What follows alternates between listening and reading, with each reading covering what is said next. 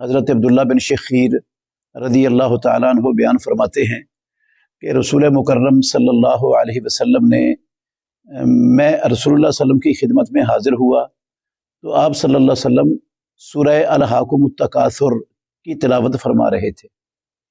تو آپ صلی اللہ علیہ وسلم نے فرمایا، آدم کا بیٹا انسان کہتا ہے کہ میرا مال، ہر کوئی اپنے مال کے فکر میں، مال کے بڑھانے کے چکر میں مال کرتا پھرتا ہے اور مال پر لڑتے پھرتے ہیں، جبکہ آپ کا مال صرف وہ ہے جو آپ نے کھا لیا اور فنا کر دیا کھا کر، جو آپ نے پہن لیا اور بوسیدہ کر دیا، جو آپ نے صدقہ کر کے آگے بھیج دیا، یہ آپ کا مال ہے۔ تو انسان کو ہمیشہ اپنے ہی مال سے محبت اور پیار کرنا چاہیے۔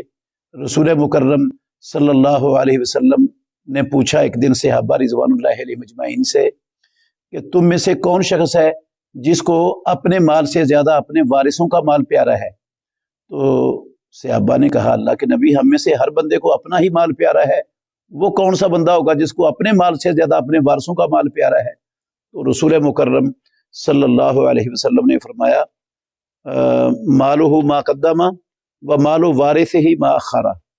انسان کا مال وہ ہے جو اس نے اللہ کی راہ میں پیش کر دیا، آگے بیچ دیا، صدقہ کر دیا، اور جو اس نے مرنے کے بعد پیچھے چھوڑ دیا نا، وہ اس کا مال نہیں ہے، وہ اس کے وارثوں کا مال ہے۔ اب انسان خود غور کرے کہ وہ اپنے مال سے زیادہ محبت کر رہا ہے یا اپنے وارثوں کے مال سے زیادہ محبت کر رہا ہے۔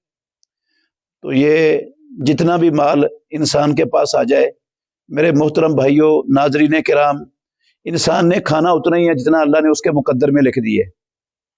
اس نے بھی اور اس کی اولاد نے ایک لقمہ بھی زیادہ کھا کر نہیں جانا، اور جتنا رب نے لکھ دی ہے اس کا ایک لقمہ چھوڑ کر کسی نے نہیں مرنا دنیا سے۔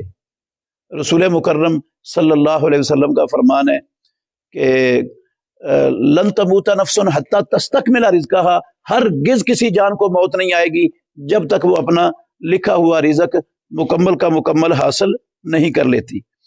تو ہمیں یہ چاہیے کہ ہم ہمیشہ مال کو خرچ کرنے کے حوالے سے بہت حساس رہیں۔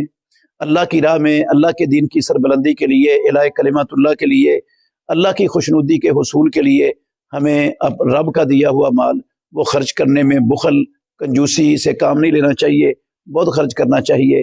یہی ہمارا اصل مال ہے، اسی نے ہمارے قیامت والے دن کام آنا ہے۔ باقی جو چھوڑ جائیں گے وہ پچھلوں کا مال ہے، وہ پچھلے پتہ نہیں اس کے ساتھ کیا سلوک کرتے ہیں، تو وہ ہمارا مال نہیں ہے۔ اللہ تعالی ہمیں سمجھنے کی اور عمل کرنے کی توفیق عطا فرمائے۔